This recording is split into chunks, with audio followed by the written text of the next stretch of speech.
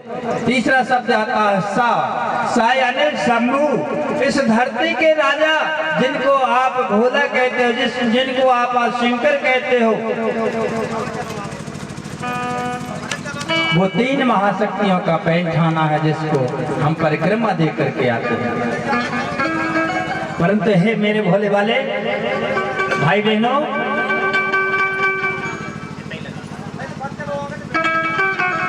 ये आपकी गलती नहीं है।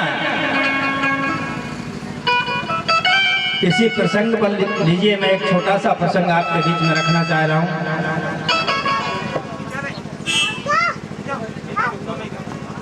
तो राजा वीर साहब अपने गुरु विक्रम देव जी से बोले, महाराज ध्यान दे करके सुनो।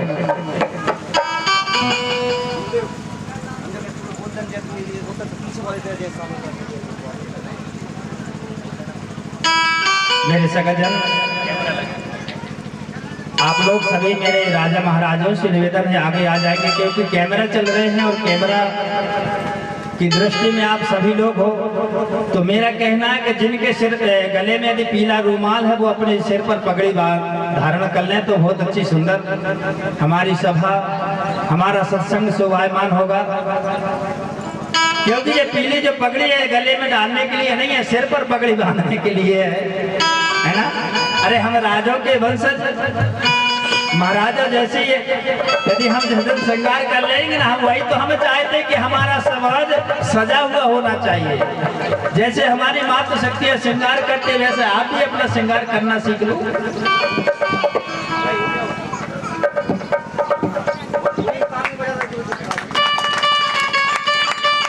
है कि ना? क्यों कहा है सिर पर रहेगा ताज तभी तो आएगा गोंडवाना राज मेरे भैया। ऐसे बगैर ताज के राज मिलने वाला नहीं है। तो सगाजनों, गुरु विक्रम देव राजा वीर साहिब को सुना रहे। क्या बोले राजन? एक समय, कौन सा समय था वो? जिस समय ये गोंडवाना भैया में शंभू राज था, शंभुओं का राज चल रहा, शंभुओं की सत्ता चल रही थी। और उन्हीं शंभू सत्ता के बीच में इस पावन गोंडवाना की धरा धरती में विदेशियों का आगमन हुआ। कौन का आगमन हुआ? विदेशी लोगों का आगमन हुआ। और विदेशी लोग सबसे पहले इस गोंडवाना भूया में कहां से आए?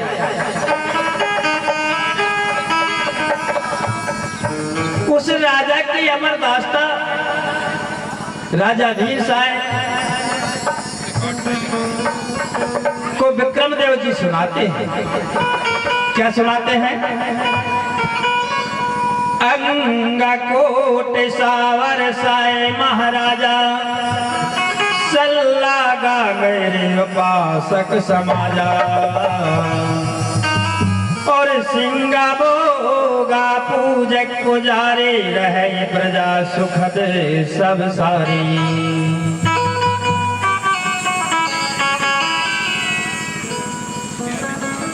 राजा वीर साहब के लिए गुरु विक्रम देव कहते हैं कि हे महाराज, अरगल देश के राजा, कहां के राजा? अरगल देश के राजा गोंडी राजा सावर साल।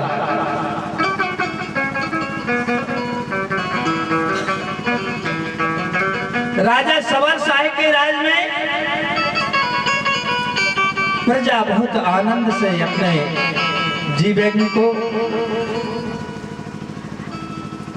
निर्वाह कर रही थी। बड़े आनंद मंगल से अपने सांसारिक जीवन को सजा करके बड़े आनंद उत्साह से समय समय पर तीज त्योहार मनाया करते थे। और राजा सावर शाह अपने समस्त प्रजाजनों की बड़े प्रेम सेवा भाव से उनकी सेवा करते थे। और राजा सावर शाह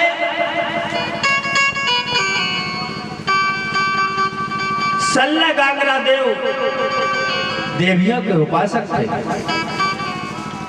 सल्ला गांगरा, सल्ला गांगरा का मतलब दाऊ दाई के उपासक। सल्ला यानी पिता, गांगरा यानी माता, है ना भैया? समझ गए आप मेरे अर्थ को? सल्ला यानी पिता और गांगरा यानी माँ, यानी माता पिता के उपासक थे। जैसे आपको मैं दर्शन कराए दे रहा हूं सल्ला गांगरा के। हमारे प्रकृति शक्ति फड़ापेन की आकृति कैसी है? ऐसा करके बैठ जाइए आप अपने आसन पे। आ गई ना सल्ला गांगरा की आकृति, जिसको हम फड़ापेन बोल रहे हैं। यानी हमारे एक अंग में, दाएं अंग में पितृशक्ति का वास है और बाएं अंग में मातृ शक्ति का वास। दाएं अंग में पिता शक्ति विराजमान है, बाएं अंग में मातृ शक्ति विराजमान। यानी माता पिता ने, यदि माता पिता का योग ना होता, माता पिता का संयोग ना होता, तो क्या हम इस संसार में आ जाते मेरे सगजनों? नहीं आते ना। तो आधा शरीर हमको माँ ने दिया, आधा शरीर पिता ने दिया, तब हम इस संसार को देख पा रहे। सगजनों तालियां बजा।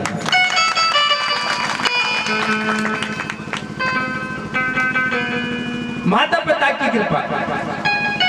तो इसी प्रकार से राजा सरवर शाह जो था, सावर शाह, वो सल्ला गांगरा देवी देवियों के उपासक थे, पूजा करते थे, बड़े लगन से किया करते थे। वहां की प्रजा बहुत आनंद सुख से अपना जीवन यापन करती थी। कोई दुखी हुआ करता था तो सभी समाज यानी सभी परिवार के लोग मिलकर के उस दुख को बांट लिया करते थे। किसी को पता ही नहीं चलता था कि हमको दुख हुआ। इस प्रकार से सब मिलजुल करके पूरे सगा समाज के लोग एकत्र होकर के एक भाव में अपने राज्य की व्यवस्था को संभाले हुए और राजा सावर शाह के दरबार में एक भूमिका गुरु थे। कौन थे? भूमिका गुरु, जिनका नाम झुन्नी पंडा था। याद रखना, राजा सावर शाह के कुल गुरु का नाम क्या था? झुन्नी पंडा। और झुन्नी पंडा के मात्र एक संतान थी। क्या थी? एक संतान थी। वो संतान क्या थी? एक बेटी थी। झुन्नी पंडा उनका गुरु के घर में एक बिटिया थी जिसका नाम पारो था। क्या नाम था? पारो।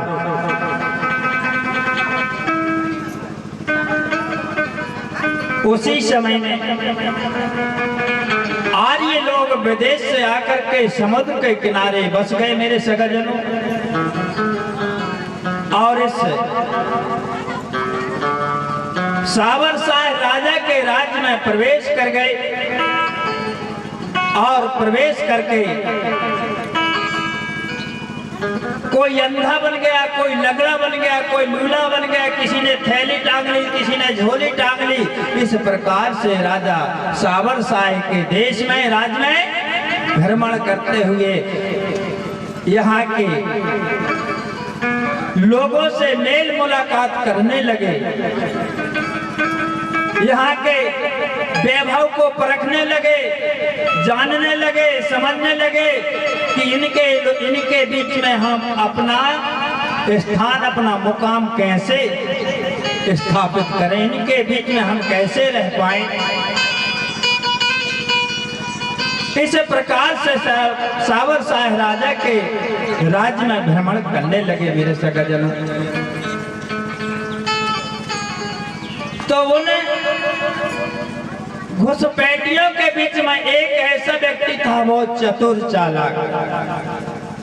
उसने सोचा देश में भ्रमण करने से कुछ नहीं होगा, ऐसी जहां पकड़ो जहां से सब कुछ प्राप्त हो। तो वह विदेशी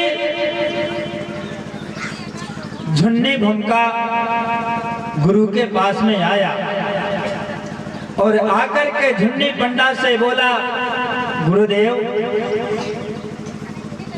मैं आपके पास आया हूं, मेरी आपसे एक छोटी सी विनय है गुरुदेव। बोले कौन सी बात है भाई परदेशी? कही गुरुदेव मैं आपसे शिक्षा ग्रहण करना चाहता हूं, आपको गुरु बनाना चाहता हूं, आपसे विद्या लेना चाहता हूं। तो बोले मेरे परदेशी भाई, ना मुझे आपका पता, गांव का पता, न नाम का पता, मैं कैसे तुमको अपना शिष्य बनाऊं? तो झुन्नी पंडा से परदेशी बोला, गुरुदेव मैं आदिवासी हूँ, मूल निवासी हूँ, गौंड हूँ और मेरा गोत्र मरावी है। झुन्नी पंडा आश्चर्य पर गए, बोले मरावी तो हमारे गोंड वंश में होता है। ठीक है कहा, मैं आपको पंडा बने शिष्य बना लेता हूँ।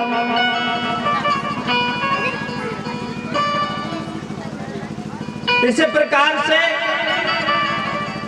झुन्नी ने जो भूमिका थे उन्होंने उस परदेशी को अपना शिष्य बना लिया।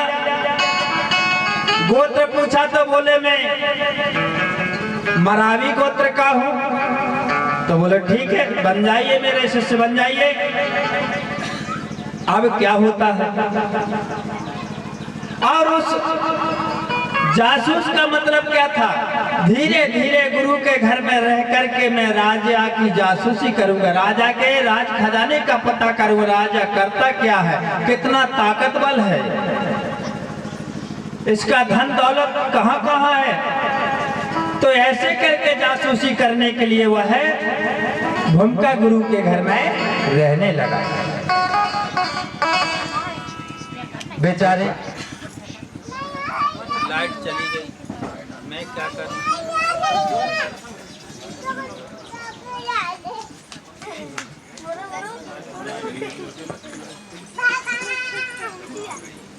कैमरा में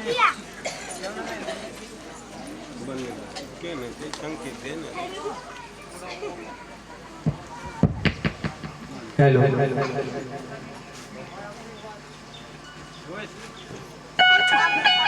बोलिए प्रकृति शक्ति फड़ा पहनता,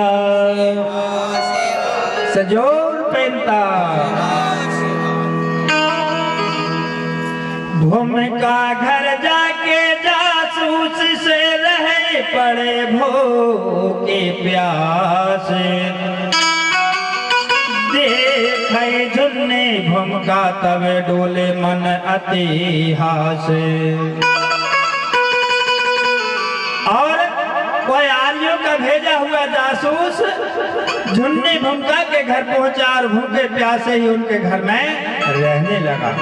जब वहां पर वह पारो खाने को दे दिया करती थी तब भोजन कर लिया करता था और न बेचारा भूखा प्यासा पड़ा रहता था। एक दिन की बात है कि राजा सवर साहेब का बाहर जाना होता है तो साथ में अपने झुन्नी भूमिका को ले जाते हैं। झुन्नी भूमिका से कहा, गुरुदेव कुछ दिनों के लिए बाहर जाना है इसलिए आपको साथ चलना पड़ेगा। तो झुन्नी भूमिका बोला, ठीक है महाराज मैं चलता हूँ, परंतु यह सूचना घर तक मेरी बेटी को तो देना पड़ेगी ना। तो घर पहुंचा और घर पहुंच करके अपने बिटिया को आने, जिसका नाम पारो था, उस पारो से बोले, बेटा पारो कहीं क्या है? पिताजी। झुन्नी भूमिका बोला, बेटा मैं राजा साहब